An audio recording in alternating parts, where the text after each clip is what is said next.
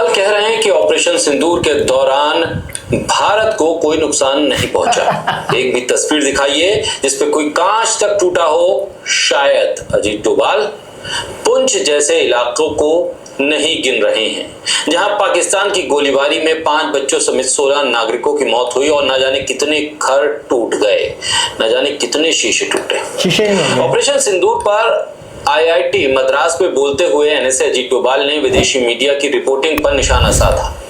कहा, विदेशी प्रेस ने कहा है कि पाकिस्तान ने ये किया वो किया। आप एक भी तस्वीर दिखाइए जिसपे भारत को कोई नुकसान हुआ हो, चाहे वो एक टूटी हुई खिड़की ही क्यों ना हो। जो भी दिखाया गया वो सिर्फ पाकिस्तान के 13 एयरबेस की तस्वीरें थी। ये चूड़ा इतना बड़ा झूठा है, मतलब मेरे को लग रहा है राफेल के अंदर कहीं कांच लगी ही नहीं होगी। ऊपर जो कॉकपिट के ऊपर वो जो गिलास आ रहा था वो कांच का नहीं था, वो प्लास्टिक का होगा राफेल का, क्योंकि जिस तरह वो गिर रहा था मुझे भी लग रहा होगा लोकल क्वालिटी का है। जिस तरह पाकिस्तान ने 250 फौजी मार दिए तो उनके मोबाइलों में जो स्क्रीन थी वो कांच की नहीं होगी। अच्छा, उसके बाद राजौरी पूंछ का जो कब्रिस्तान बना दिया, वहां शायद एक भी घर में खिड़की नहीं होगी, लकड़ी के साथ जालियां लगा दी होगी। तो वाकई हो सकता है। और जाहिर सी बात है, ये जो उधमपुर और जो 36 जगह पे पाकिस्तान ने बम गिराए 10 मई के दिन, तो मुझे लगता है वहां पे कांच का इस्तेमाल नहीं करा होगा, एल्युमिनियम या स्टील का कुछ करा होगा। तो हो सकता है कांच ना तोड़ी हो। इससे पहले और बाद की सरगोदा, रहीम यार खान, चकलाला, हम वो करने में सक्षम हैं। ये तस्वीरें इसी के सबूत हैं। लेकिन अजीत डोभाल उन तस्वीरों को शायद भूल गए या फिर वो तस्वीरें उन तक नहीं पहुंची जो बॉर्डर से सटे इलाकों की तस्वीरें थी, जहां लोग घरों को छोड़कर अलग अलग जगहों पर जाकर रुकने को मजबूर हो गए, जहां लोगों की मौत हुई, जहां लोगों के घर टूटे, जहां न सिर्फ खिड़कियां बल्कि दरवाजे भी टूटे। वो बात अलग है कि उन दरवाजों, उन खिड़कियों में शायद शीशे ना हो, इसलिए अजीत डोभाल को वो गिनती में लाना मंजूर नहीं हुआ। अजीत डोभाल के इस बयान के बाद सवाल भी उठने लगे। सवाल इस बात को लेकर उठने लगे हैं कि सेना के वरिष्ठ अधिकारी जो कभी शंग्रीला डायलॉग में तो कभी किसी दूसरे देश पे बैठकर ये कहते हैं, दूसरे देश के मीडिया को इंटरव्यू देते हुए कहते हैं कि हाँ हमें कुछ नुकसान हुआ, कितना नुकसान हुआ है इसे नहीं बताते। तो क्या वो नुकसान, भाई साहब तो आप भी तो इसकी बात सुनो ना जी डोभाल की। वो बोल रहा कांच नहीं टूटी, बाकी तो सब कुछ पेल दिया गया है। वो जो शंग्रीला में आगे पीछे बैठ के जो बोल रहे हैं हाँ हमारे जहाज गिरे, ये हुआ, हमारे इतने डिपो तबाह हुए, इतनी जगह पे बम गिराया, उसमें कांच का इस्तेमाल नहीं, इसने वर्ड कांच यूज करा है। तो ये आप समझो उसकी बात को। अजीत डोभाल के सामने नुकसान नहीं है या अजीत डोभाल को उस नुकसान की खबर नहीं है, या फिर यूं कहें कि अजीत डोभाल उस खबर को बताना नहीं चाहते, उस नुकसान के बारे में बात नहीं करना चाहते। भविका कपूर लिखती हैं कि कितने बेशर्म हैं ये लोग। बॉर्डर पर स्थित गांव में कम से कम 25 से 40 जाने चली गई ऑपरेशन सिंदूर के दौरान, और वो लोग बकवास करते हुए सोचते भी नहीं।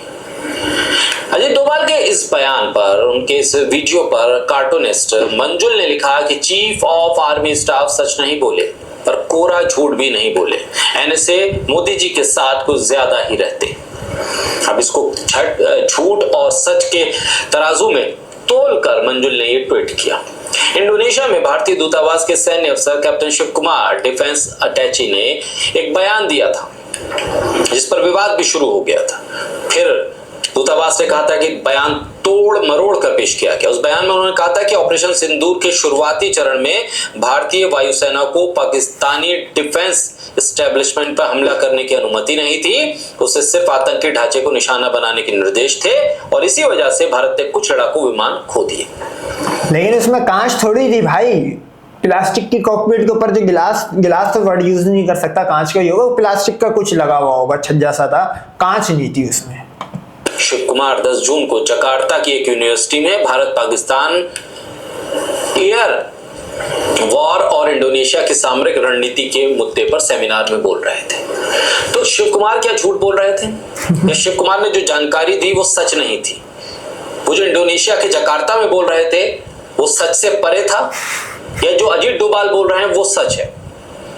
ये बहुत विरोधाभास है और खासतौर पर विरोधाभास उन यार लोगों की मतलब बातों जंग हारने के बाद किस तरह का उस कंट्री में हाल होता है। एक तबका जो है वो बोल रहा है, जो मतलब आर्मी में नेवी के लोग हैं वो बोल रहे हैं कि हाँ भाई पेल दिया गया, रेल दिया गया पाकिस्तान की तरफ से।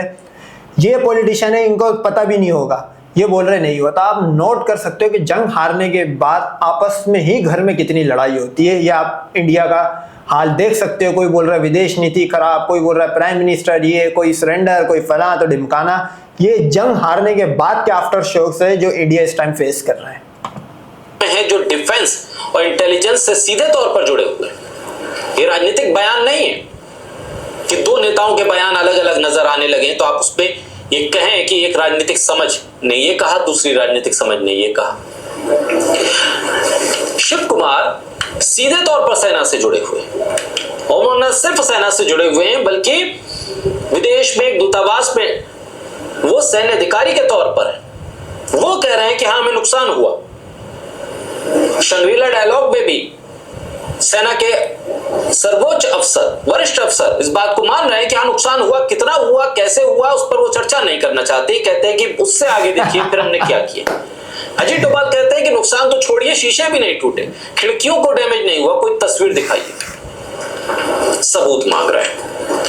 अब इन तमाम बयानों के इर्द गिर्द कंफ्यूजन और ज्यादा बढ़ा। भाई मैं पाकिस्तान, एक ये नया वर्ल्ड रिकॉर्ड बना है पाकिस्तान की तरफ से कि ऐसा मारा है, सरेंडर करवा दिया, कांच नहीं टूटने दी। जैसे पाकिस्तान ने बिना गोली चलाए बांग्लादेश फतह कराए, मैं समझता हूँ कि बिना कांच तोड़े इंडिया को सरेंडर करा दिया।